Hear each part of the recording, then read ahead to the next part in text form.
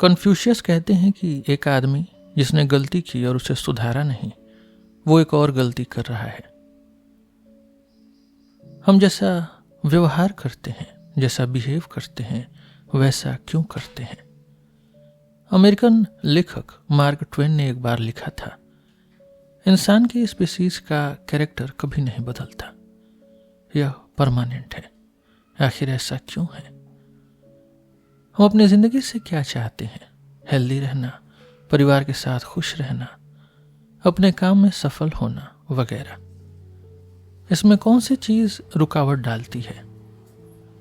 क्या ये अक्सर डर, गुस्सा, चिंता, निराशा, तनाव और दुख जैसी इमोशंस नहीं है जो समस्याओं, गलतियों, नुकसान या गलत उम्मीदों की वजह से पैदा होती हैं? शायद हमने लोगों, हालातों, वक्त या किसी इन्वेस्टमेंट को समझने में, सोचने में गलती की। हमने गलत काम, गलत जीवन साथी या रहने के लिए गलत जगह चुन ली। पर क्यों? यह किताब समझदारी की तलाश के बारे में है, विजडम की। यह बर्कशायर हैथवे के वाइस चेयरमैन चार्ल्स मुंगेर की सोच पर आधारित है, जो कहते हैं, मैं बस यह जानना चाहता हूं कि मेरी मौत कहां होगी ताकि मैं वहां कभी न जाऊं। कुछ रास्ते ऐसे होते हैं जो आपको दुख की तरफ ले जाते हैं। यह समझना कि हम कैसे और क्यों मर सकते हैं, यानी फेल हो सकते हैं, हमें उन रास्तों से बचने में मदद करेगा। यह किताब इसी बात पर ध्यान देती है कि हमारी सोच कैसे प्रभावित होती है, हम सोचने में गलती क्यों करते हैं, और हमारी समझदारी, हमारी थिंकिंग को बेहतर बनाने के सोचने के औजार क्या हैं, मेंटल मॉडल्स क्या क्या हैं। अगर हम समझ लें कि क्या चीजें हमें प्रभावित करती हैं, तो हम कुछ ट्रैप से बच सकते हैं, कुछ जालों से, और समझ सकते हैं कि दूसरे लोग ऐसा व्यवहार क्यों करते हैं। और अगर हम सीखें कि क्या काम करता है और क्या नहीं, और लॉजिक करने का एक फ्रेमवर्क बना लें, तो हम बेहतर फैसले ले पाएंगे। हम गलतियों को पूरी तरह खत्म नहीं कर सकते, लेकिन उन गलतियों से बच सकते हैं जो हमें सच में बड़ा नुकसान पहुंचा सकती हैं। हम समझदारी, हम विजडम कैसे हासिल करें? सिर्फ अपनी गलतियों को देखकर खुद को सुधारना मुश्किल है। चीजें क्या, कैसे और क्यों काम करती है, इसे सीखने का सबसे अच्छा तरीका दूसरों से सीखना है। चार्ल्स मुंगेर कहते हैं, मैं दूसरों द्वारा खोजी गई बेहतरीन बातों को मास्टर करने के डिसिप्लिन में विश्वास रखता हूं। मैं बस बैठकर खुद सब कुछ सोचने में यकीन नहीं रखता। कोई भी इतना स्मार्ट नहीं होता। 16वीं शताब्दी के फ्रांसीसी लेखक मिशेल डी मोंटेन ने कहा कि जो इग्नोरेंस से बचना चाहता है, उसे पहले इसे मानना होगा। मेरी समझदारी की तलाश, मेरी विजडम की तलाश कुछ हद तक खुद की गलतियों और दूसरों को देखने से शुरू हुई, लेकिन इसमें सबसे बड़ा हाथ चार्ल्स मुंगेर के फिलॉसफी का है। एक ऐसा इंसान जिसकी सादगी और सोचने की क्लैरिटी बेमिसाल है। उन्होंने कहा कि समझदारी पाने का सबसे अच्छा तरीका उन बड़े विचारों को सीखना है, उन बिग आइडियाज को जो रियलिटी के पीछे होते हैं। उन्होंने चार्ल्स डार्विन का जिक्र दुनिया के बेहतरीन थिंकर्स में से एक के रूप में किया। डार्विन का सबक यह है कि जो लोग जीनियस नहीं हैं, वे भी बाकी दुनिया से बेहतर सोच सकते हैं अगर वे सोचने की कुछ खास आदतें बना लें, कुछ थिंकिंग हैबिट्स। इस किताब में आपको Darwin, Albert Einstein, Richard Feynman, इन जैसे महान वैज्ञानिकों और दुनिया के दो सबसे सफल बिजनेसमैन चार्ल्स मुंगेर और वॉरेन बफेट की समझदारी का निचोड़ मिलेगा। आइंस्टीन ने एक बार कहा था कि एक सदी में साफ दिमाग वाले कुछ ही समझदार लोग होते हैं। बफेट और मुंगेर ऐसे ही लोग हैं। यह किताब उन लोगों के लिए है जो हमेशा नया ज्ञान खोजना पसंद करते हैं। मैंने उन विचारों को समझाने पर ध्यान दिया है जो हमेशा काम आते हैं, जो टाइमलेस आइडियाज हैं। चलिए विजडम का यह सफर शुरू करते हैं। हिप्पोक्रेट्स ने कहा था कि इंसान को पता होना चाहिए कि खुशी, हंसी, मजाक और दुख, गम या मायूसी ये सब कहीं और से नहीं, बस हमारे दिमाग से आते हैं। इसी से हम समझदार बनते हैं और इसी से हम पागलपन या डर का शिकार भी होते हैं। हमारी शारीरिक बनावट ही हमारी हदें तय करती हैं। हम जैसा सोचते हैं और गलतियां क्यों करते हैं, इसे समझने के लिए पहले यह समझना होगा कि हमारे बिहेवियर को, हमारे व्यवहार को कौन कंट्रोल करता है। सवाल है कि हम उड़ क्यों नहीं सकते। आज हम जो भी करते हैं वो हमारे शरीर की बनावट की वजह से है। उड़ने के लिए पंख चाहिए, चलने के लिए पैर और सोचने के लिए दिमाग। हमारी एनाटॉमी यानी शारीरिक ढांचा और बायोकेमिस्ट्री ही हमारे हर काम की फाउंडेशन है। अगर चिड़िया के पंख ऐसी जगह लगा दिए जाएं जहां हड्डी ही न हो तो वे उड़ नहीं पाएंगी। बंदर बोल नहीं सकते क्योंकि उनके गले में वो स्पीच ऑर्गन्स नहीं होते जो इंसानों में होते हैं। कैलिफोर्निया के न्यूरोसाइंसेस इंस्टीट्यूट ने एक गजब का एक्सपेरिमेंट किया। उन्होंने बटेर के दिमाग का एक छोटा सा हिस्सा निकालकर मुर्गी के एम्ब्रियो में डाल दिया। नतीजा, जब वो चूजा पैदा हुआ तो वो मुर्गी की तरह नहीं बल्कि बटेर की तरह आवाज निकाल रहा था और सिर हिला रहा था। यानी हार्डवेयर बदलते ही सॉफ्टवेयर बदल गया। दिमाग का अगला हिस्सा, जिसे प्रीफ्रंटल कॉर्टेक्स कहते हैं, हमारे सोशल बिहेवियर और सही गलत की समझ को कंट्रोल करता है। 1848 में फिनिस गेज नाम के एक रेलवे फोरमैन के साथ एक हादसा हुआ। एक धमाके में लोहे की राड उनके सिर के आर पार हो गई और उनके दिमाग का अगला हिस्सा डैमेज हो गया। हादसे से पहले वो एक जिम्मेदार और मेहनती आदमी थे। वो बच तो गए, लेकिन उनका बिहेवियर एकदम बदल गया। वो अब लापरवाह, घमंडी और बदतमीज हो गए थे। क्यों? क्योंकि उनके दिमाग का वो हिस्सा ही खत्म हो गया था जो उन्हें सभ्य बनाता था, सिविलाइज्ड बनाता था। ऐसे ही हमारे दिमाग में एक हिस्सा होता है, अमिगडाला, जो डर और इमोशंस को कंट्रोल करता है। 1966 में चार्ल्स विटमैन ने यूनिवर्सिटी ऑफ टेक्सास में टावर से गोलीबारी करके 14 लोगों को मार दिया। बाद में पता चला कि उनके अमिगडाला पर एक ट्यूमर दबाव डाल रहा था जिसने उनका दिमाग खराब कर दिया। हमारा दिमाग और शरीर अलग नहीं है, ये एक ही सिस्टम है। हमारी सोच की सीमाएं, हमारी सोच की लिमिट्स हमारे दिमाग की वायरिंग तय करती हैं। हम जो महसूस करते हैं वो तारों का कनेक्शन है। दिमाग के बारे में हम बहुत कुछ जानते हैं, पर सब कुछ नहीं। Nobel prize winner doctor Gerald Edelman कहते हैं कि दिमाग इस यूनिवर्स की सबसे कॉम्प्लेक्स चीज है। हमारा दिमाग सिर्फ 3 पाउंड का है, करीब 1.3 kg का, लेकिन इसमें 100 बिलियन यानी 10,000 करोड़ से ज्यादा न्यूरॉन्स हैं। न्यूरॉन्स यानी दिमाग के बारीक तार। लेकिन सिर्फ न्यूरॉन्स की गिनती काफी नहीं है, असली जादू उनके बीच के कनेक्शन में है। न्यूरॉन्स आपस में सीधे नहीं जुड़े होते, उनके बीच एक छोटा सा गैप होता है जिसे सिनेप्स कहते हैं। बात करने के लिए वे एक केमिकल छोड़ते हैं जिसे न्यूरोट्रांसमीटर कहते हैं। यह केमिकल एक चाबी की तरह काम करता है जो दूसरे न्यूरॉन के ताले को यानी उसके रिसेप्टर को खोलता है। जब कोई अपना हमें प्यार करता है या तारीफ करता है तो हमें खुशी क्यों होती है? क्योंकि हमारे दिमाग में डोपामिन रिलीज होता है। इसे आप रिवॉर्ड केमिकल कह सकते हैं। यह मजा और मोटिवेशन देता है। एक और केमिकल है जिसका नाम है सेरोटोनिन।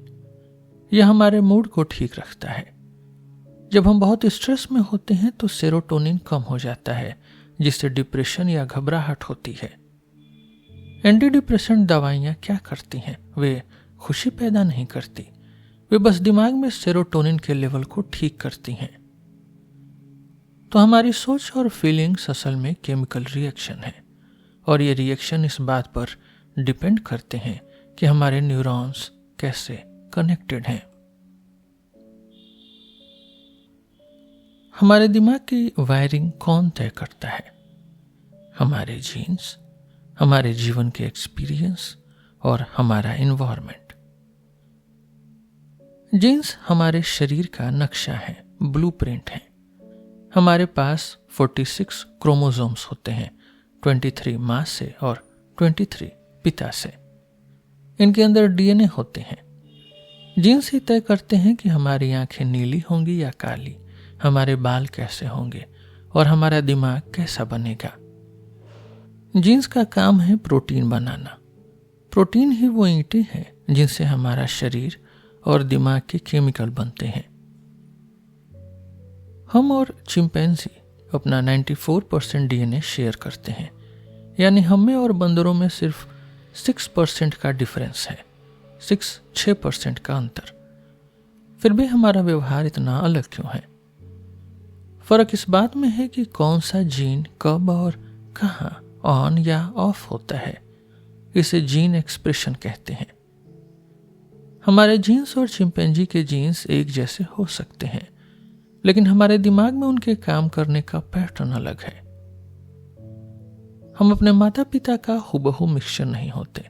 कुछ जीन्स डोमिनेंट होते हैं और कुछ कमजोर यानी रिसेसिव। अगर पिता की आंखें भूरी हैं और माँ की नीली, और भूरा रंग अगर ताकतवर है तो बच्चे की आंखें भूरी होंगी। लेकिन बच्चे के अंदर नीला जीन छुपा हुआ हो सकता है जो शायद उसके बच्चों में दिखाई दे। यह सब एक लॉटरी की तरह है। तो हमारी सोच हवा में नहीं लटक रही है। यह हमारी बायोलॉजी, हमारे दिमाग के केमिकल्स और हमारे जीन्स से जुड़ी है। अगर हम खुद को समझना चाहते हैं तो हमें यह समझना होगा कि हम मशीन के रूप में कैसे काम करते हैं, एक बायोलॉजिकल मशीन की तरह। क्या हर जीन का अपना एक फिक्स काम होता है? नहीं। हम किसी एक जीन को अलग करके यह नहीं कह सकते कि यह जीन सिर्फ यही काम करता है। जीन अकेले काम नहीं करते, वे एक टीम की तरह काम करते हैं। ज्यादातर जीन्स एक से ज्यादा चीजों पर असर डालते हैं। उनका असर इस बात पर डिपेंड करता है कि वे कब, कहां और कैसे ऑन हुए हैं, यानी एक्टिव हुए हैं। बायोलॉजी का सबसे बड़ा नियम है इंटरैक्शन, यानी मिलजुल कर काम करना। मॉलिक्यूल्स, जीन्स, न्यूरॉन्स और हमारे शरीर के अंग सब एक दूसरे से बात करते हैं और तालमेल बिठाते हैं। हर हिस्सा अपना काम करता है, लेकिन सब मिलकर आपको एक यूनिक इंसान बनाते हैं। अक्सर लोग कहते हैं कि कुछ लोग लेफ्ट ब्रेन होते हैं, यानी तार्किक, और कुछ राइट ब्रेन यानी क्रिएटिव। न्यूरोसाइंस इंस्टीट्यूट के डॉक्टर राल्फ ग्रीनस्पैन कहते हैं कि यह सुनने में अच्छा लगता है, लेकिन सच यह है कि दिमाग में सब कुछ हर जगह हो रहा है। ऐसा नहीं है कि क्रिएटिविटी सिर्फ दाईं तरफ है और लॉजिक बाईं तरफ। आपका दिमाग अलग अलग हिस्सों में बटा हुआ नहीं है, बल्कि यह एक साथ मिलकर काम करता है। न्यूटन का तरीका था कि दुनिया एक मशीन जैसी है जिसके पुर्जे अलग अलग काम करते हैं और उनका नतीजा प्रेडिक्टेबल होता है। लेकिन डार्विन कहते हैं कि जिंदगी एक कॉम्प्लेक्स सिस्टम है। इसमें कई अलग अलग हिस्से हैं जो फिक्स नहीं है। एक ही काम को करने के कई तरीके हो सकते हैं और इसमें थोड़ी बहुत गड़बड़ की भी गुंजाइश होती है। हमारे दिमाग की सबसे बड़ी खूबी है फ्लेक्सिबिलिटी, यानी लचीलापन। अगर हालात बदलते हैं तो हमारा दिमाग नए रोल अपना लेता है। अगर दिमाग के एक हिस्से में चोट लग जाए तो अक्सर दूसरे हिस्से उसका काम संभाल लेते हैं। हमारे पास एक ही काम करने के कई रास्ते होते हैं, कई अल्टरनेटिव्स होते हैं। यह हमें बदलती दुनिया और मुसीबतों से निपटने में मदद करता है। क्या जीन्स की अपनी मर्जी होती है? नहीं। जीन्स को काम करने के लिए एनवायरनमेंट का इशारा चाहिए। जीन्स बंदूक की गोली की तरह है, लेकिन ट्रिगर एनवायरनमेंट दबाता है। हमारा दिमाग फिक्स नहीं है, यह लगातार बदलता रहता है। आपके हर एक्सपीरियंस के साथ आपके दिमाग के न्यूरॉन्स नए कनेक्शंस बनाते हैं, यहाँ तक कि एक दिन में भी दिमाग बदल सकता है। यही वजह है कि आइडेंटिकल ट्विंस भी, जिनके जीन्स एकदम एक जैसे होते हैं, उनका दिमाग अलग होता है। क्यों? क्योंकि उनके जीवन के एक्सपीरियंस अलग होते हैं। हम सब अलग क्यों हैं?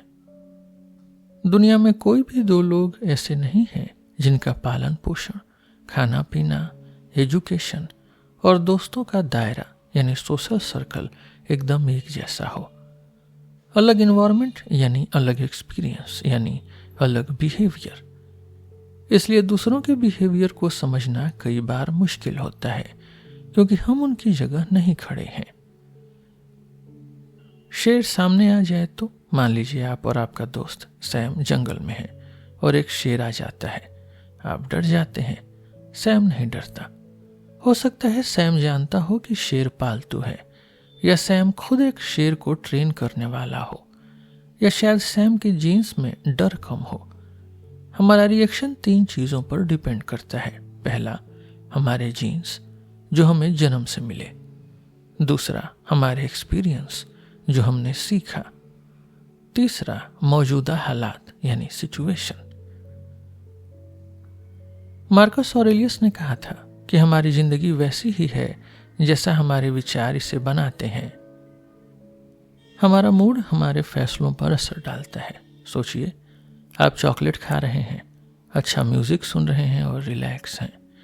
आपको जुकाम है, बॉस से डांट पड़ी है और खाना भी बेकार था। क्या इन दोनों स्थितियों में आप एक जैसा फैसला लेंगे? शायद नहीं। सिर्फ यह मायने नहीं रखता कि आपके साथ क्या हो रहा है, यह भी मायने रखता है कि आप क्या सोचते हैं कि आपके साथ क्या हो रहा है। इसे कहते हैं प्लेसिबो इफेक्ट। अगर डॉक्टर आपको चीनी की गोली दे और कहे कि यह दर्द की बहुत असरदार दवा है, तो आपका दर्द सच में कम हो जाएगा। क्यों? क्योंकि आपका दिमाग मानता है कि दवा काम करेगी। स्वीडन में एक स्टडी हुई। छात्रों के हाथ पर गरम मेटल 48 डिग्री लगाई गई। उन्हें बहुत दर्द हुआ।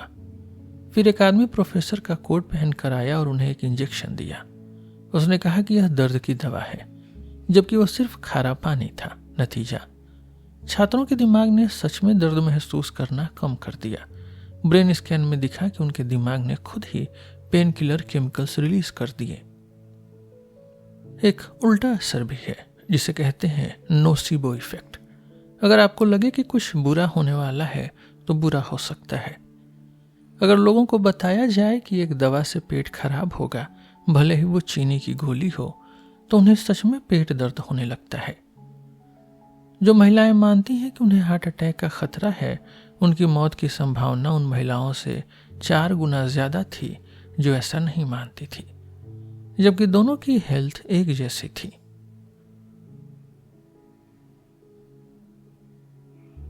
इवोल्यूशन ने हमारे दिमाग को कैसे चुना? इवोल्यूशन यानी विकास क्या है? इवोल्यूशन का मतलब है समय के साथ बदलाव। पेलियोंटोलॉजिस्ट जॉन हार्नर कहते हैं कि जब आप अपने परिवार का पुराना एल्बम देखते हैं तो आप असल में इवोल्यूशन को काम करते हुए देख रहे होते हैं। हम सब बंदरों से आए हैं। अगर हम अपने पूर्वजों की कड़ी को पीछे ले जाएं, तो हम पाएंगे कि हम बंदर और बाकी जानवर एक ही परदादा से, एक ही कॉमन एंसेस्टर से निकले हैं। 2 चीजें इवोल्यूशन को चलाती हैं, म्यूटेशन और नेचुरल सिलेक्शन। म्यूटेशन यह एक कॉपी पेस्ट की गलती है। जब डीएनए कॉपी होता है तो कभी कभी एक अक्षर ए, सी, जी या टी गलत छप जाता है। इससे एक नया फीचर बन सकता है, जैसे पीटर की आंखें अलग रंग की बना दो। यह रैंडम होता है। दूसरा है नेचुरल सिलेक्शन। डार्विन का सबसे बड़ा आइडिया यही था। अगर कोई बदलाव, कोई म्यूटेशन आपको जिंदा रहने में मदद करता है तो आप बच जाएंगे और अपने बच्चों को वह बदलाव, वो चेंज पास करेंगे। अगर वह बदलाव बुरा है तो आप मर जाएंगे और वह बदलाव भी खत्म हो जाएगा। डार्विन के 3 बड़े ऑब्जर्वेशन थे। पहला, कंपटीशन। यानी रिसोर्सेस यानी खाना जगह अगर कम है और बच्चे ज्यादा पैदा होते हैं, इसलिए जिंदा रहने के लिए लड़ाई होती है, कंपटीशन होता है। दूसरा है वैरायटी। कोई भी दो इंसान या जानवर एक जैसे नहीं होते। हम अपने माता पिता की कार्बन कॉपी नहीं है। तीसरा है दुनिया बदल रही है। जो आज फिट है जरूरी नहीं कल भी फिट हो। मान लीजिए ब्लैक विडो मकड़ी है। अगर म्यूटेशन से किसी मकड़ी में ज्यादा जहर आ जाए और वह ज्यादा शिकार कर पाए तो वह ज्यादा अंडे देगी। धीरे धीरे ज्यादा जहर वाली मकड़ियां बढ़ती जाएंगी क्योंकि वे सिलेक्ट हो गई हैं। कॉकरोच 32.5 करोड़ साल से धरती पर है और बिल्कुल नहीं बदले। क्यों? क्योंकि उनका डिजाइन परफेक्ट है। वे कुछ भी खा सकते हैं, 45 दिन बिना खाने के रह सकते हैं। उन्हें बदलने की जरूरत ही नहीं पड़ी। क्या आपको लगता है कि इवोल्यूशन रुक गया है? नहीं। बैक्टीरिया इसका सबसे अच्छा एग्जाम्पल है। हम एंटीबायोटिक्स खाते हैं बैक्टीरिया मारने के लिए, लेकिन कुछ बैक्टीरिया म्यूटेशन की वजह से बच जाते हैं। वे फिर अपनी फौज बना लेते हैं जो उस दवा से नहीं मरती। इसे एंटीबायोटिक रेजिस्टेंस कहते हैं। यह हम और बैक्टीरियों के बीच की एक दौड़ है। बैक्टीरिया हमेशा बुरा नहीं होते। हमारे पेट में खाना पचाने वाले बैक्टीरिया हमारे दोस्त हैं। उनके बिना हम जिंदा नहीं रह सकते। हमें क्या चलाता है? सुख यानी प्लेजर। जो चीजें हमारे पूर्वजों को जिंदा रखती थी, जैसे खाना, सेक्स, दिमाग ने उन्हें मजेदार बना दिया ताकि हम उन्हें बार बार करें। दर्द यानी पेन, यानी जो चीजें हमें मार सकती थी, जैसे चोट, भूख, दिमाग ने उन्हें दर्दनाक बना दिया ताकि हम उनसे बचें। नुकसान का डर यानी लॉस अवर्जन। हमें पाने की खुशी से ज्यादा खोने का दुख होता है। क्यों? क्योंकि जंगल में अगर आपको एक्स्ट्रा खाना मिला तो अच्छा है, लेकिन अगर आप अपना मौजूद खाना खो दें तो आप मर सकते हैं। स्टीवन पिंकर कहते हैं कि ज्यादा खाना बेहतर है, लेकिन खाना न होना आपको गेम से ही बाहर कर सकता है, यानी मौत। यही वजह है कि हम रिस्क लेने से डरते हैं। यह डर हमारे पूर्वजों ने हमें तोहफे में दिया है। दिमाग कंप्यूटर नहीं है, यह पैटर्न पहचानता है। क्या हमारा दिमाग कंप्यूटर की तरह लॉजिक से चलता है? नहीं। डॉक्टर राल्फ ग्रीनस्पैन कहते हैं कि गैरी कैस्परोव जो चेस के खिलाड़ी हैं और कंप्यूटर डीप ब्लू में फर्क है।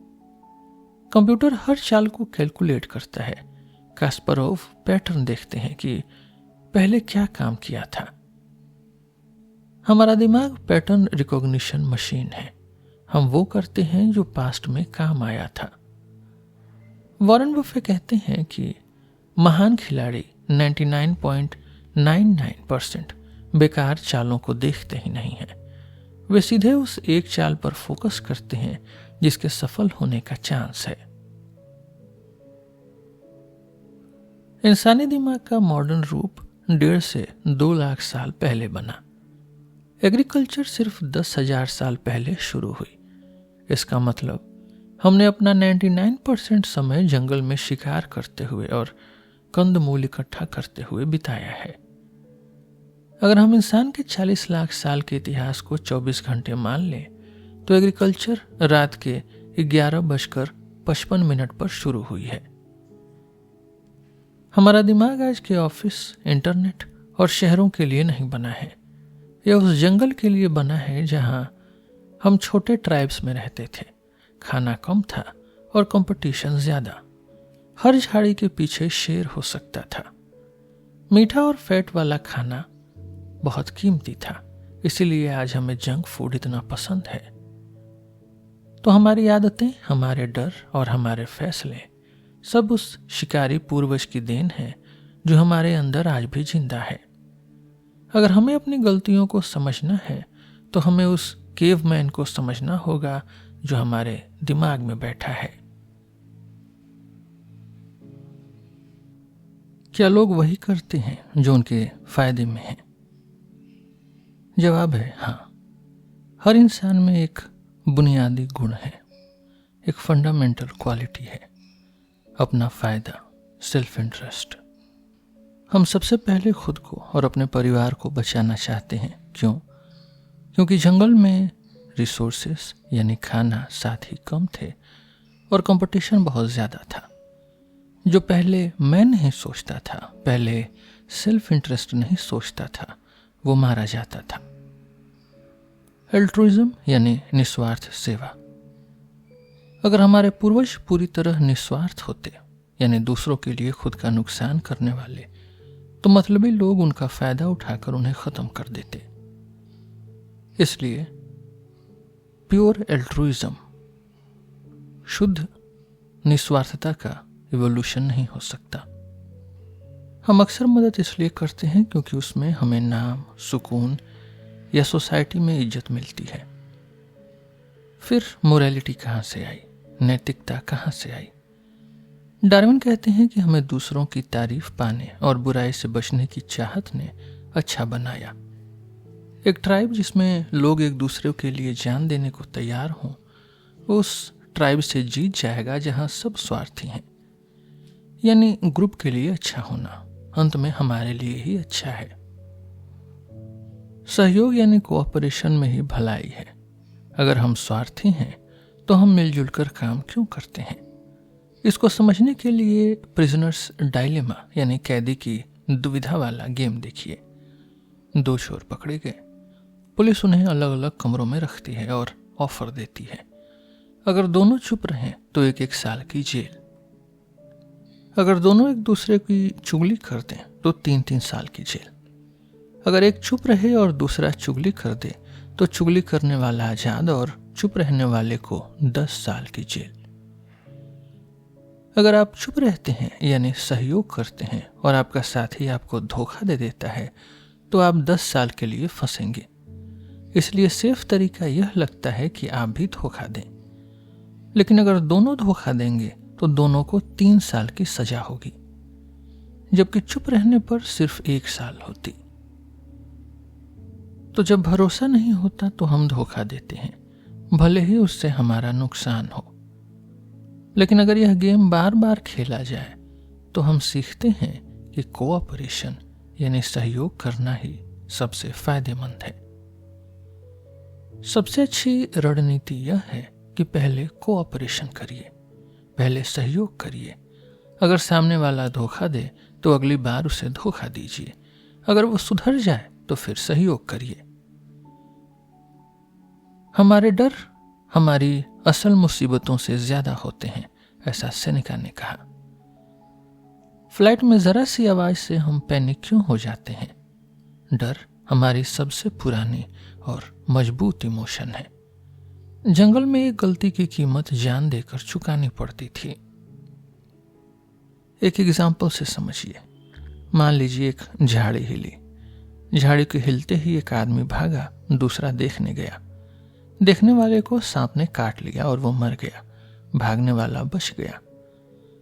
हमारे पूर्वज वो थे जो भागने वाले थे। उन्होंने सीखा कि बेहतर है डरो और जिंदा रहो, बजाय निडर होकर मारे जाओ। आज हमें शेर से खतरा नहीं है, लेकिन हमारा दिमाग वही पुराना है। इसलिए हम पब्लिक स्पीकिंग, रिजेक्शन या नौकरी छूटने से भी वैसे ही डरते हैं जैसे शेर से। डर का फायदा भी है, यह हमें बेवकूफी करने से रोकता है।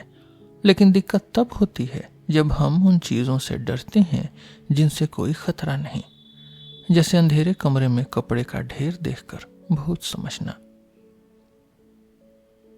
हम हर चीज का कारण खोजते हैं, एक्सप्लेनेशंस। मैंने पौधा खाया, मैं बीमार हुआ, मतलब पौधा जहरीला है। हमें अनसर्टेनिटी पसंद नहीं है, अनिश्चितता एकदम पसंद नहीं है। हम हर चीज का क्यों जानना चाहते हैं। हम दुनिया को पैटर्न में देखते हैं। अगर ए के बाद बी होता है तो हमारा दिमाग मान लेता है कि ए की वजह से बी हुआ। यह हमें फ्यूचर बताने में मदद करता है। हमारा दिमाग नई चीजों की तरफ खींचता है। हम एक्सप्लोर करने के लिए बने हैं, खोजबीन करने के लिए। हमारा दिमाग सोचने से पहले फील करता है, महसूस करता है। जंगल में शेर को देखकर यह सोचने का समय नहीं था कि क्या यह शेर भूखा है या क्या यह सच में शेर है। फैसला तुरंत लेना था, शेर यानी भागो। इसलिए हम आज भी लोगों को देखकर तुरंत राय बना लेते हैं। हम चीज़ों को जल्दी से अच्छा या बुरा कैटेगरी में डाल देते हैं। यह फास्ट थिंकिंग जान बचाने के लिए थी, लेकिन आज की कॉम्प्लेक्स दुनिया में यह अक्सर गलतियां करवाती हैं। तो हम अपना फायदा देखते हैं। हम कोऑपरेशन तब करते हैं जब भरोसा हो। डरना हमारे डीएनए में है। हम हर जगह पैटर्न्स और कारण खोजते हैं। हम जल्दबाजी में राय बनाते हैं क्योंकि सोचना धीमा और खतरनाक हो सकता है। दिमाग का असली काम क्या है? जवाब है सेक्स। यह थोड़ा मजाकिया लग सकता है, लेकिन साइंस यही कहता है। हर ऑर्गेनिज्म का सबसे बड़ा मकसद अपने जीन्स को अगली पीढ़ी तक पहुंचाना है। चींटी और भेड़ का एक किस्सा सुनिए। एक चींटी बार बार घास की पत्ती के ऊपर चढ़ती है और गिरती है, तब तक जब तक कोई भेड़ उसे खा न ले। चींटी को मरने की इतनी जल्दी क्यों है? असल में चींटी के दिमाग को एक पैरासाइट कंट्रोल कर रहा है। उस पैरासाइट को भेड़ के पेट में जाना है ताकि वो अपनी फैमिली बढ़ा सके। चींटी का तो सिर्फ इस्तेमाल हो रहा है। तो इंसानों का क्या? हम भी दूसरों को अट्रैक्ट करने के लिए बहुत कुछ करते हैं। मोर के लिए भारी और रंगीन पंख रखना खतरनाक है क्योंकि शेर जल्दी पकड़ सकता है, लेकिन यह पीहेन को, फीमेल को पसंद है। मर्द और औरत अलग अलग चीजें चाहते हैं क्योंकि बच्चा पैदा करने की कीमत, पेरेंटल इन्वेस्टमेंट दोनों के लिए अलग है। मर्दों के लिए बच्चा पैदा करना सस्ता है। ये बहुत सारे बच्चे पैदा कर सकते हैं, इसलिए ये ज्यादा से ज्यादा महिलाओं की तलाश में रहते हैं। इनका कंपटीशन दूसरे मर्दों से होता है। औरतों के लिए कीमत बहुत ज्यादा है। 9 महीने पेट में रखना, सालों तक पालना, इसलिए ये हर किसी को नहीं चुनती। ये क्वालिटी देखती हैं, ऐसा मर्द जो रिसोर्सेस और प्रोटेक्शन दे सके। डेविड बस की स्टडी हुई 37 देशों में। उसमें पाया गया कि औरतें ऐसे मर्दों को पसंद करती हैं जो अमीर, मेहनती और थोड़े उम्र दराज हों। मर्द ऐसी औरतों को पसंद करते हैं जो जवान और सुंदर हों, क्योंकि जवानी यानी अच्छे बच्चे पैदा करने की क्षमता। मर्द को सबसे ज्यादा जलन तब होती है जब उसकी पार्टनर किसी और के साथ सेक्स करे। औरत को सबसे ज्यादा जलन तब होती है जब उसका पार्टनर किसी और के साथ इमोशनली जुड़ जाए। हम सोशल एनिमल हैं। अकेला चना भाड़ नहीं फोड़ सकता। जंगल में अकेले रहने का मतलब था मौत। इसलिए हमारे लिए ग्रुप में रहना और रेपुटेशन बनाना जिंदा रहने के लिए जरूरी था। रेसिप्रोकेशन यानी लेन देन, कि तुम मेरी पीठ खुजाओ, मैं तुम्हारी खुजाऊंगा। अगर आप किसी की मदद करते हैं तो उम्मीद करते हैं कि जरूरत पड़ने पर वो भी काम आएगा। हम तब ज्यादा दान पुण्य करते हैं जब कोई हमें देख रहा होता है। अगर दीवार पर सिर्फ आंखों की तस्वीर लगा दी जाए तो लोग कॉफी के पैसे ईमानदारी से देने लगते हैं। इज्जत का भी डर है कि लोग क्या कहेंगे। यह डर हमें समाज के नियमों का पालन करवाता है। पूर्वजों के लिए समाज से निकाला जाना एग्जाइल, मौत के बराबर था। एक पेकिंग ऑर्डर होता है, यानी कौन ऊपर कौन नीचे। मुर्गियों के बाड़े में एक ऑर्डर होता है, कौन किसको चोंच मारेगा। इंसानों में भी यही होता है। हम स्टेटस के लिए मरते हैं। हाई स्टेटस यानी अच्छी हेल्थ और लंबी उम्र। रिजेक्शन का दर्द शारीरिक चोट जैसा महसूस होता है। हमारा व्यवहार, हमारा बिहेवियर सिर्फ जीन्स से नहीं, हमारे कल्चर से भी बनता है। हम लैंग्वेज सीखने की क्षमता के साथ पैदा होते हैं, ये बायोलॉजी है। लेकिन हम कौन सी भाषा बोलेंगे, इंग्लिश, हिंदी, यह कल्चर तय करता है। कल्चर भी एक तरह का इवोल्यूशन है, विकास है। जो रिवाज समाज के लिए अच्छे होते हैं वे टिक जाते हैं। क्या हम पैदाइशी अच्छे हैं या स्वार्थी? रिचर्ड डॉकिंस कहते हैं कि हम स्वार्थी पैदा होते हैं, सेल्फिश। इसलिए हमें जेनरोसिटी सीखनी और सिखानी पड़ती है। हमारा हार्डवेयर, हमारा दिमाग पुराने जमाने का है, हंटर गैदरर का है। लेकिन हमारा सॉफ्टवेयर यानी कल्चर नया है। कभी कभी इनमें टकराव होता है। अगर हम अपना फायदा चाहते हैं तो हम सिगरेट क्यों पीते हैं या जुआ क्यों खेलते हैं? जवाब है कि हमारा दिमाग आज की दुनिया के लिए नहीं बना है। जंगल में मीठा खाना मिलना मुश्किल था, एनर्जी मुश्किल थी। इसलिए दिमाग ने कहा कि जितना मिले खा लो। आज मीठा हर जगह है, पर दिमाग अभी भी वही पुराना है। इसलिए हम मोटापा और बीमारी मोल ले लेते हैं। हम चेहरे और हाव भाव देखकर भरोसा करते हैं, लेकिन एक अच्छा ठग ईमानदारी का नाटक कर सकता है।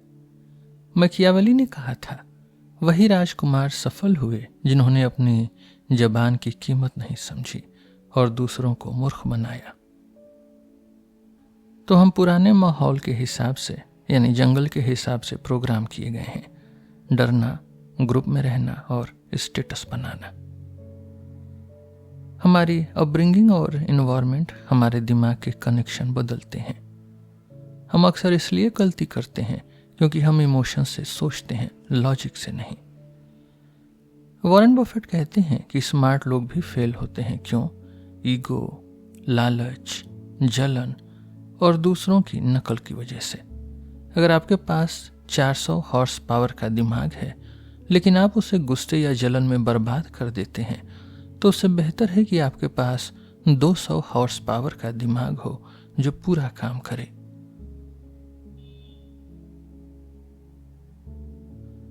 डियो क्राइसोस्टम ने कहा, इंसानों को कुछ सिखाना इतना मुश्किल क्यों है, जबकि उन्हें बेवकूफ बनाना इतना आसान।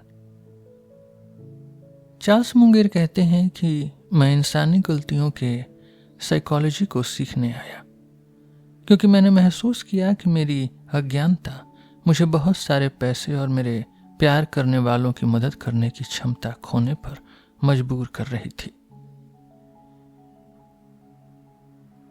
जैसी संगत होती है वैसी रंगत होती है। एग्जाम्पल है, जॉन अपनी पत्नी मैरी के साथ एक ज्वेलरी की दुकान में गया। वहाँ का एनवायरनमेंट शानदार था, धीमा संगीत, सुंदर सेल्स गर्ल और लग्जरी। जॉन ने न चाहते हुए भी $5000 का हार खरीद लिया। क्यों? क्योंकि हमारा दिमाग चीज़ों को जोड़कर देखता है। अगर कोई चीज़, यहाँ पे हार, किसी अच्छी चीज़ यानी सुंदर एनवायरनमेंट के साथ जुड़ी है तो हमें वो चीज़ भी अच्छी लगने लगती है। रूसी वैज्ञानिक पावलोव ने देखा कि अगर आप कुत्ते को खाना देने से पहले घंटी बजाते हैं तो कुछ दिनों बाद कुत्ता सिर्फ घंटी की आवाज़ सुनकर ही लार टपकाने लगता है। उसे लगता है घंटी यानी खाना। हम भी ऐसे ही हैं। कार के एडवर्टीजमेंट्स में सुंदर मॉडल क्यों होती है? ताकि आप कार को सुंदरता और मजा से जोड़ सकें। हम उस इंसान को नापसंद करते हैं जो हमें बुरी खबर देता है, भले ही उसकी कोई गलती न हो। इसीलिए लोग बॉस को बुरी खबर बताने से डरते हैं। किसी चीज को सिर्फ इसलिए अच्छा या बुरा मत मानिए क्योंकि वो किसी अच्छी या बुरी याद से जुड़ी है। अगर पिछली बार किसी फिश सैलेड से आप बीमार हुए थे तो इसका मतलब यह नहीं कि आज का फ्रेश सैलेड भी आपको बीमार करेगा। वॉरेन बफेट कहते हैं कि अच्छी खबर खुद अपना ख्याल रख सकती है, लेकिन बुरी खबर तुरंत बताइए। फिर जिस चीज पर इनाम मिलेगा लोग वही करेंगे। चार्ल्स मुंगेर का नियम है कि अगर आप चाहते हैं कि चींटियां आएं तो जमीन पर चीनी डाल दीजिए। लोग वही काम बार बार करते हैं, इसलिए उन्हें इनाम मिलता है, और वो काम नहीं करते जिसके लिए सजा मिलती है। फेडरल एक्सप्रेस की कहानी है कि फेडेक्स के पास एक समस्या थी। रात को प्लेन से पैकेजेस को इधर उधर शिफ्ट करना होता था, लेकिन मजदूर कभी समय पर काम खत्म नहीं कर पाते थे। उन्होंने सब कुछ ट्राई किया, डांटा, समझाया, पर कुछ नहीं हुआ। फिर किसी ने दिमाग लगाया, मजदूरों को घंटे के हिसाब से पैसे देने के बजाय शिफ्ट के हिसाब से पैसे दो। जैसे ही काम खत्म हुआ तुम घर जा सकते हो और पूरे पैसे मिलेंगे। ये नियम बना। नतीजा ये था कि समस्या एक रात में खत्म हो गई। पहले उन्हें धीरे काम करने का इनाम मिल रहा था, ज्यादा घंटे यानी ज्यादा पैसे। अब उन्हें जल्दी काम करने का इनाम मिलने लगा, इसलिए वो जल्दी जल्दी काम करने लगे। अगर आप डॉक्टर को सर्जरी के लिए ज्यादा पैसे देंगे तो वो जरूरत न होने पर भी सर्जरी कर सकता है। अगर आप पुलिस को जुर्माना वसूलने का टारगेट देंगे तो वो बेगुनाहों का भी चालान काटेंगे। एक एग्जाम्पल लेते हैं, एक कॉपी मशीन का। अगर कंपनी में लोगों को सस्ती कॉपी निकालने का इनाम नहीं मिलता तो वे महंगी कॉपी ही निकालेंगे। अरस्तु ने कहा था, जो सबका होता है यानी जो कॉमन है उसका ख्याल कोई नहीं रखता। जुआरी क्यों नहीं रुकते? क्योंकि उन्हें कभी कभी इनाम मिलता है। अगर आपको पता हो कि हर 10वीं बार जीत मिलेगी तो आप बोर हो जाएंगे, लेकिन अगर जीत कभी भी मिल सकती है, अनप्रिडिक्टेबल हो, तो आप लगे रहेंगे। यह लत लगाने का सबसे पक्का तरीका है। बेंजामिन फ्रैंकलिन की एक सीख है कि 1 चम्मच शहद से आप 1 गैलन सिरके से ज्यादा मक्खियां पकड़ सकते हैं। यानी सजा देने से बेहतर है इनाम देना और सही काम को बढ़ावा देना। तो एसोसिएशन से बचिए। किसी चीज की चमक धमक या पुरानी यादों के आधार पर फैसले मत लीजिए। चीज को उसकी असलियत पर परखिए, उसके मेरिट पर। फिर इंसेंटिव सही रखिए। अगर आप किसी से कोई काम करवाना चाहते हैं तो देखिए कि उसका फायदा कहाँ है। क्या आपका सिस्टम ईमानदारी को इनाम दे रहा है या बेईमानी को? रोमन्स का नियम था कि जो आर्क बनाता था, मेहराब, उसे मेहराब के नीचे खड़ा होना पड़ता था जब लकड़ी का सहारा हटाया जाता। यानी अगर गलत बनाया तो खुद मरोगे। फिर है अपना फायदा और लालच। डोरोथी सेयर्स ने कहा कि मुझे सच से कोई मतलब नहीं है, मुझे तो बस केस जीतने से मतलब है। एक टेनिस टूर्नामेंट के आयोजक ट्रांस क्रॉप के सीईओ के पास गए और स्पॉन्सरशिप के लिए $10 लाख मांगे। सीईओ ने कहा कि यह बहुत ज्यादा है। आयोजकों ने कहा, लेकिन सर आप खुद मैच खेल सकते हैं और राष्ट्रपति के परिवार के बगल में बैठकर इनाम दे सकते हैं। सीईओ ने कहा कि कहाँ साइन करना है। यानी लोग वही करते हैं जो उन्हें लगता है कि उनके फायदे में है। इंसेंटिव के भी बड़े खेल हैं। वकील अक्सर केस लंबा खींचते हैं क्योंकि उन्हें घंटे के हिसाब से फीस मिलती है। डॉक्टर कभी कभी ज्यादा विजिट्स के लिए बुलाते हैं। उनका फायदा आपकी बीमारी ठीक होने में नहीं, बल्कि आपके बार बार आने में हो सकता है। वॉरेन बफेट की चेतावनी है कि नाई से कभी मत पूछिए कि क्या तुम्हें बाल कटवाने की जरूरत है। सलाह देने वाले अक्सर सेल्समैन होते हैं। ब्रोकर आपको शेयर खरीदने बेचने की सलाह देता है क्योंकि उसे कमीशन मिलता है, भले ही आपका नुकसान हो जाए। बैंकर गलत लोन क्यों देते हैं? क्योंकि उन्हें लोन देने का बोनस मिलता है, न कि लोन वापस आने का। जब तक लोन डिफॉल्ट होता है, बैंकर अपनी मोटी कमाई करके निकल चुके होते हैं। हम सब सोचते हैं कि हम एवरेज से बेहतर हैं। हम अच्छे ड्राइवर हैं, ईमानदार हैं और स्मार्ट हैं, लेकिन सब लोग एवरेज से बेहतर कैसे हो सकते हैं? जब हम शेयर बाजार में पैसा कमाते हैं तो हमें लगता है हम जीनियस हैं। जब हम पैसा गंवाते हैं तो हम कह देते हैं बाजार खराब था या किस्मत खराब थी। वॉरेन बफेट कहते हैं कि बारिश में जब तालाब भर जाता है तो बतख ऊपर उठ जाती है। उसे लगता है यह उसके तैरने की स्किल है, जबकि यह सिर्फ बारिश का कमाल है। अगर आपके हाथ में हथौड़ा है तो हर समस्या कील नजर आती है। सर्जन हर बीमारी का इलाज सर्जरी से करना चाहता है क्योंकि उसे वही आता है और उसी के पैसे मिलते हैं। हमें अलग अलग औजार, अलग अलग मेंटल मॉडल्स चाहिए ताकि हम सही सॉल्यूशन ढूंढ सकें। मानकर चलिए कि आप गलत हो सकते हैं, प्लान भी तैयार रखिए। पहली मुलाकात पर भरोसा मत करिए, इंसान का पिछला काम देखिए। डेमोस्थनीज ने कहा था कि सबसे आसान काम है खुद को बेवकूफ बनाना। जॉन ने खराब डील की लेकिन माना नहीं। मैं लगभग सही था, बस थोड़ा सा चूक गया। हम कड़वा सच नहीं सुनना चाहते। हम शुतुरमुर्ग की तरह रेत में सिर छिपा लेते हैं। हम वो मानते हैं जो हम चाहते हैं कि सच हो।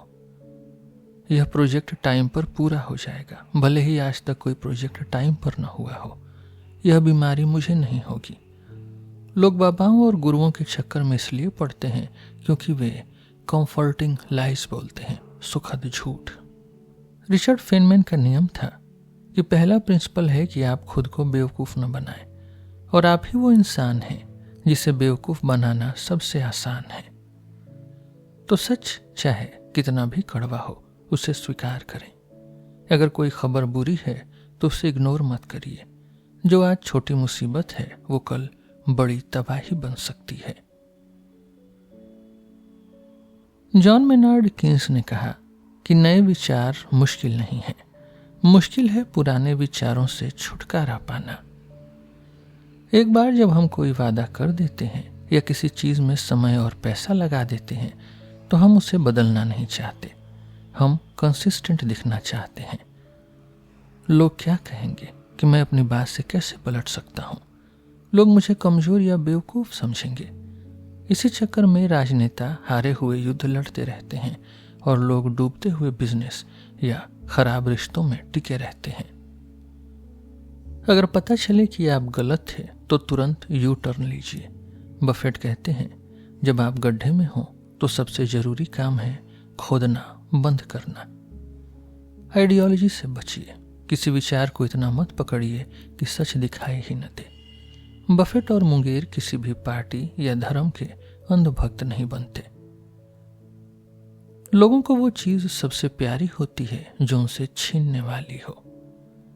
हमें खोने से नफरत है। अगर कोई हमारी आजादी, पैसा या स्टेटस छीनने की कोशिश करे तो हम पागलों की तरह लड़ते हैं।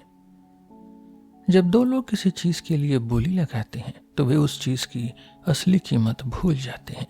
उन्हें बस जीतना होता है और दूसरे को हराना। चार्ल्स मुंगेर कहते हैं, नीलामी में दिमाग काम करना बंद कर देता है। अगर कोई शेयर या प्रोजेक्ट नुकसान दे रहा है तो उसे बेच दीजिए। यह मत सोचिए कि जब तक दाम वापस नहीं आएगा नहीं बेचूंगा। जो पैसा गया वो गया। अगर कोई कहे अभी नहीं तो कभी नहीं, तो समझ जाइए वो आपके दिमाग के साथ खेल रहा है। जुए में या शेयर बाजार में अपना पैसा वापस पाने की कोशिश मत करिए। यह और बड़े नुकसान की तरफ ले जाता है। अगर हर छोटी प्रॉब्लम को पहले दूर करना जरूरी हो तो कोई भी काम कभी शुरू नहीं होगा। हम चाहते हैं कि चीजें वैसी ही रहें जैसी हैं। हम डिफॉल्ट ऑप्शन चुनते हैं क्योंकि इसमें दिमाग नहीं लगाना पड़ता। कुछ न करने का सिंड्रोम भी है। हमें लगता है कि अगर मैंने कुछ किया और गलत हो गया तो लोग मुझे दोष देंगे, लेकिन अगर मैंने कुछ किया ही नहीं और गलत हो गया तो कम से कम मैंने कोई गलती तो नहीं की। यह सोच गलत है। डिसीजन न लेना भी एक डिसीजन है और कभी कभी उसकी कीमत बहुत ज्यादा होती है। वॉरेन बफेट कहते हैं कि बारिश की प्रेडिक्शन करने से कुछ नहीं होगा। नाव बनाना शुरू करिए। जब धूप खिली हो तभी नाव बनाना समझदारी है। जब बारिश शुरू हो जाए तब तो बहुत देर हो चुकी होगी। अगर आपको पता है कि क्या करना चाहिए तो उसे कर डालिए, चाहे मन हो या न हो। कुछ नहीं करना सेफ नहीं है, यह भी रिस्की हो सकता है। मोंटेन की सलाह है कि उस मजे से बचिए जो बाद में बड़ा दर्द दे। और उस दर्द को अपनाइए जो बाद में बड़ा मजा दे। मार्क ट्वेन कहते हैं कि इंसान प्यार पाने के लिए बहुत कुछ करेगा, लेकिन एनवी पाने के लिए, ईर्ष्या पाने के लिए सब कुछ करेगा। अरस्तु कहते थे कि एनवी यानी ईर्ष्या उन लोगों से होती है जो हमारे जैसे हैं। हमें बिल गेट्स से जलन नहीं होती, हमें अपने उस दोस्त से जलन होती है जो हमारे साथ पढ़ा और अब हमसे ज्यादा कमा रहा है।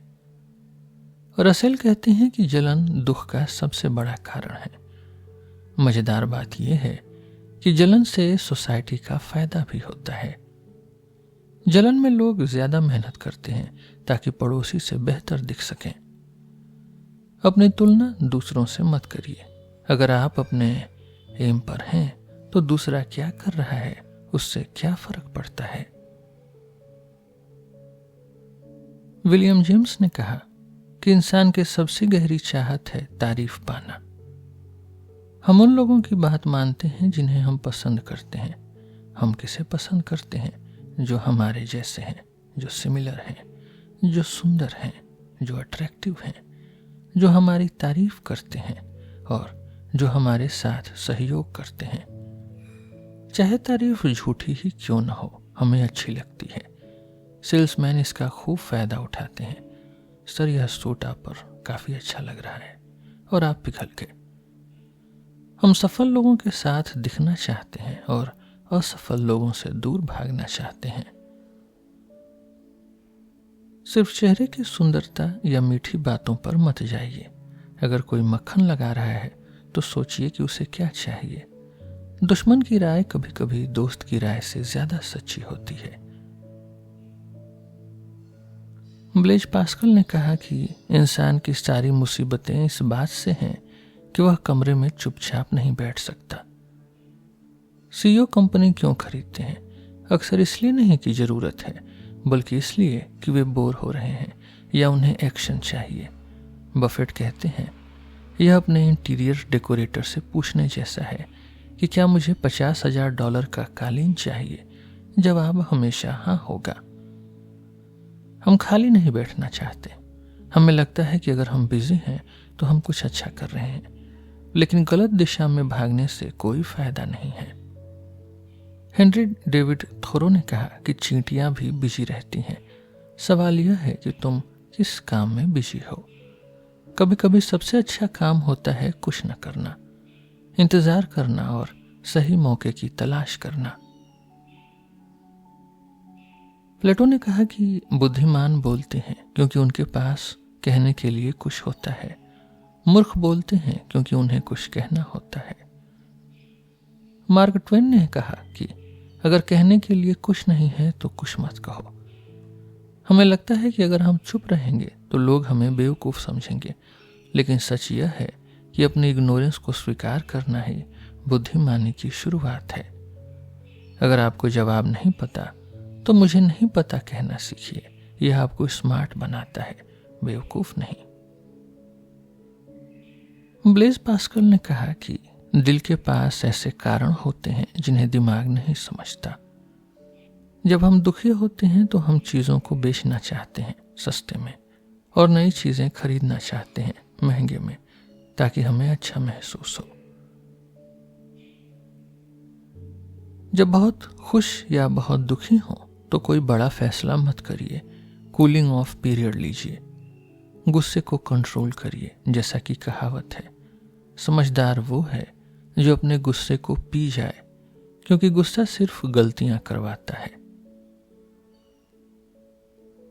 आप जिंदगी के दिए गए पत्तों को नहीं बदल सकते, लेकिन आप यह तय कर सकते हैं कि उन्हें खेलना कैसे है। स्ट्रेस तब होता है जब हमें लगता है कि हमारा कंट्रोल खत्म हो रहा है। जितना हम बेबस महसूस करते हैं उतना ही स्ट्रेस बढ़ता है, और स्ट्रेस में हम शॉर्ट टर्म फैसले लेते हैं, जैसे नशा करना या गलत खाना। पावलोव ने दिखाया कि अगर कुत्ते को बहुत ज्यादा स्ट्रेस दिया जाए तो वह अपने मालिक, जिसे वह प्यार करता था, उस पर भी हमला कर सकता है। इंसान भी ऐसे ही टूटते हैं। व्हाइट हॉल स्टडी हुई। उसमें पाया गया कि जो लोग नीचे के पदों पर थे, जैसे चपरासी, उन्हें हार्ट अटैक का खतरा बड़े अफसरों से 4 गुना ज्यादा था। क्यों? क्योंकि उनके पास कंट्रोल कम था। वॉरेन बफेट कहते हैं, मुझे कोई स्ट्रेस नहीं है, मैं रोज वो करता हूं जो मुझे पसंद है और मेरे आसपास अच्छे लोग हैं। दर्द, नशा, जिसमें शराब और ड्रग्स हैं, और बीमारी, ये हमारे सोचने की शक्ति को ख़त्म कर देती हैं। हम कंफ्यूज हो जाते हैं और गुस्से में गलत कदम उठा लेते हैं। जब आप दर्द में हो या नशे में तो कोई भी डिसीजन मत लीजिए। हमारा दिमाग एक बेहतरीन मशीन है, लेकिन इसमें कुछ पुराने सॉफ्टवेयर बग्स हैं। हम इमोशंस, स्ट्रेस और दूसरों की नकल करने की आदत से मजबूर होकर गलतियां करते हैं। समझदारी इसमें है कि हम इन बग्स को पहचानें और इनसे बचें। जेरी किंग ने कहा कि एक समय ऐसा आएगा जब मैथ न जानना सार्वजनिक रूप से स्मोकिंग करने जैसा बुरा माना जाएगा। हर एक्शन का रिएक्शन होता है और कभी कभी वो रिएक्शन हमारी सोच से परे होता है। एक गरीब विधवा महिला के पास एक मुर्गी थी जो रोज एक अंडा देती थी। विधवा ने सोचा, अगर मैं इसे 2 गुना खाना खिलाऊं तो यह 2 अंडे देगी। उसने खिलाया। मुर्गी इतनी मोटी हो गई कि उसने अंडे देना ही बंद कर दिए। यानी अच्छा इरादा तो है, लेकिन रिजल्ट बुरा हुआ। हम अक्सर यह नहीं सोचते कि हमारे एक एक्शन से पूरा सिस्टम कैसे प्रभावित होगा। साइज मायने रखता है। अगर आप एक चींटी को हाथी के आकार का बना दें तो वो अपने ही वजन से टूट जाएगी। उसके पैर उसका वजन नहीं उठा पाएंगे। यही नियम बिजनेस पर भी लागू होता है। जो फॉर्मूला एक छोटी दुकान के लिए काम करता है, जरूरी नहीं वो वॉलमार्ट जैसी बड़ी कंपनी के लिए भी काम करे। हर सिस्टम की एक हद होती है। एक रबर को खींचिए तो वो खींचेगा, लेकिन एक हद के बाद वो टूट जाएगा। हमें उस टूटने वाले पॉइंट का पता होना चाहिए। बड़ा असर जरूरी नहीं कि बड़े कारण से ही हो। कभी कभी चीजें बस हो जाती हैं। अगर कोई सीईओ सफल है तो जरूरी नहीं कि वो स्मार्ट हो सकता है वो बस सही समय पर सही जगह था। तो सिस्टम को समझिए, अपने एक्शन के साइड इफेक्ट्स के बारे में सोचिए। जीतने की खुशी अक्सर घाटे का सौदा होती है। खुद को हर स्थिति के लिए तैयार रखिए। छोटी और बड़ी चीजों के नियम अलग होते हैं। जो दिखता है जरूरी नहीं वो सच हो।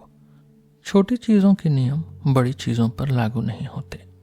सिर्फ एक हिस्से को ठीक मत करिए, देखिए कि उसका असर बाकी सिस्टम पर क्या होगा। जो दिखता है यानी जो सिम्टम्स है वो असली बीमारी नहीं होती। सिर्फ विजेताओं को, सिर्फ विनर्स को मत देखिए, हारने वालों को भी देखिए। अल्बर्ट आइंस्टीन ने कहा कि हर वो चीज जो गिनी जा सकती है जरूरी नहीं कि वो मायने रखे, और जो मायने रखता है जरूरी नहीं कि वो गिना जा सके। जो लोग इतिहास भूल जाते हैं वो उसे दोहराने के लिए मजबूर होते हैं। डिनर टेबल पर जॉन ने कहा कि आज हमारी एक कर्मचारी चोरी करते पकड़ी गई। उसने कहा कि उसने कभी पहले चोरी नहीं की और आगे भी नहीं करेगी। क्या यह सच है? चार्ल्स मुंगेर कहते हैं कि बेस रेट देखिए। अगर कोई चोरी करते पकड़ा गया है तो बहुत कम चांस है कि यह उसकी पहली बार थी। जो एक बार करता है वो अक्सर करता है।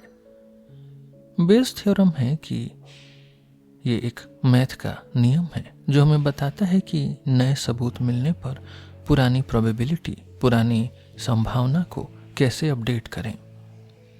एक एग्जाम्पल लेते हैं टैक्सी का। जॉन ने कोर्ट में कहा कि मैंने एक्सीडेंट देखा और टैक्सी हरी थी। जॉन की नज़र में 80% सही है, यानी 10 में से 8 बार वो सही रंग पहचानता है।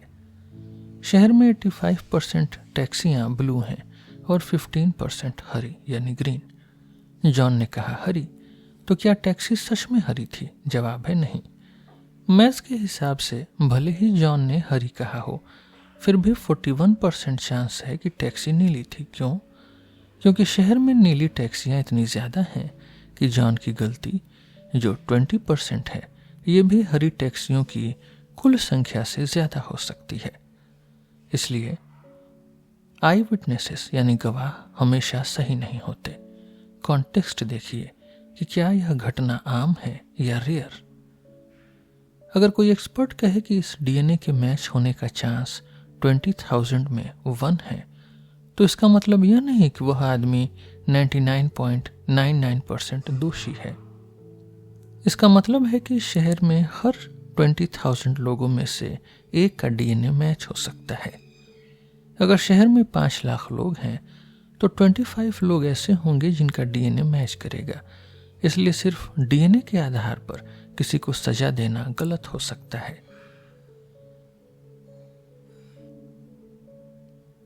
अगर आप 10 लोगों से पूछें और 7 कहें कि वे प्रोडक्ट को पसंद करते हैं, तो क्या आप मान लेंगे कि 70% दुनिया उसे पसंद करती है? नहीं, क्योंकि सैंपल बहुत छोटा है। अगर किसी खिलाड़ी ने आज बहुत अच्छा खेला तो जरूरी नहीं कि वो कल भी अच्छा खेलेगा। वो अपने एवरेज परफॉर्मेंस पर वापस आएगा। अगर आप बीमार हैं और आपने कोई दवा ली और ठीक हो गए, तो जरूरी नहीं दवा ने काम किया। हो सकता है आप वैसे भी ठीक होने वाले थे। तो नई जानकारी को पुराने आंकड़ों के कॉन्टेक्स्ट में देखिए। टेस्ट और सबूत गलत हो सकते हैं। कम डेटा से बड़े फैसले मत लीजिए। असाधारण प्रदर्शन हमेशा नहीं टिकता। नीत्शे कहते हैं कि जो विजेता होता है वो कभी किस्मत यानी चांस में विश्वास नहीं करता। हम अक्सर पिछले रिकॉर्ड को देखकर फ्यूचर का अंदाजा लगाते हैं, लेकिन पिछला रिकॉर्ड कभी कभी झूठ बोल सकता है। मान लीजिए कमरे में 1000 बंदर हैं और वे शेयर बाजार का गेस लगा रहे हैं कि ऊपर जाएगा या नीचे। मैथ्स के हिसाब से 10 राउंड के बाद कोई ना कोई एक बंदर ऐसा होगा जिसने हर बार सही अनुमान लगाया होगा। दुनिया उसे जीनियस कहेगी। लोग उसकी किताब पढ़ेंगे, सफलता के राज उस बंदर की जुबानी। लेकिन सच क्या है? यह सिर्फ लक थी। जब बहुत सारे लोग किसी काम में लगे हों तो कोई ना कोई संयोग से सफल हो ही जाएगा। सफलता हमेशा काबिलियत का सबूत नहीं होती। हारने वालों यानी बाकी 999 बंदरों को भी देखिए। हम अक्सर कहते हैं कि रिस्क लीजिए। देखिए, मार्क जुकरबर्ग ने कॉलेज छोड़ा और सफल हुए। हम उन हजारों लड़कों को नहीं देखते जिन्होंने कॉलेज छोड़ा और बर्बाद हो गए। हम सिर्फ बचे हुए लोगों यानी सर्वाइवर्स को देखते हैं। ये सर्वाइवल बायस है।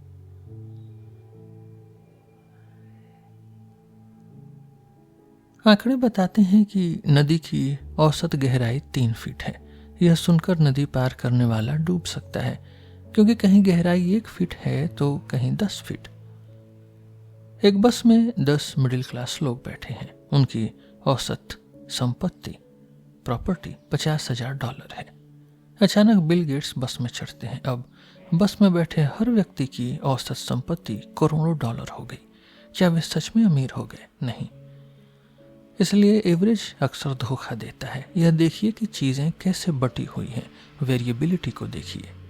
कभी कभी एक बड़ी घटना, एक ब्लैक स्वान, सारे एवरेज को बेकार कर देती है। थॉमस एडिसन ने कहा कि अगर इंसान थोड़ी मेहनत करे तो दिमाग की कसरत भी वैसे ही की जा सकती है जैसे मसल्स की। अरिस्टोटल कहते हैं कि पढ़े लिखे लोग अनपढ़ लोगों से वैसे ही बेहतर हैं जैसे जिंदा लोग मुर्दों से। एक मॉडल वो आइडिया है जो दुनिया को समझने में मदद करता है। Social proof. यह मॉडल बताता है कि जब हम कंफ्यूज होते हैं तो हम दूसरों की नकल करते हैं। यह क्यों और कैसे का जवाब देता है। Auto catalysis. केमिस्ट्री का यह आइडिया कहता है कि कुछ रिएक्शन खुद को तेज करते हैं। डिज्नी इसका अच्छा एग्जाम्पल है। उनके पास पुरानी फिल्में थीं। जब वीडियो कैसेट आया तो उन्होंने बस पुरानी फिल्मों को कैसेट पर डाल दिया और बिना कुछ नया किए करोड़ों कमाए, यानी एक सफलता दूसरे को जन्म देती है। फिर मल्टीडिसिप्लिनरी अप्रोच। चार्ल्स मुंगेर कहते हैं कि जिसके पास हथौड़ा होता है उसे हर समस्या कील नजर आती है। अगर आप सिर्फ एक सब्जेक्ट जानते हैं तो आप हर प्रॉब्लम को उसी नजरिए से देखेंगे। आपको फिजिक्स, बायोलॉजी, साइकोलॉजी और मैथ के बड़े आइडियाज पता होने चाहिए। रिचर्ड फाइनमैन की सलाह है कि अगर सारी साइंस खत्म हो जाए और सिर्फ एक लाइन बचानी हो तो वो होगी कि सब कुछ एटम से बना है। इस एक लाइन में बहुत ज्ञान छिपा हुआ है।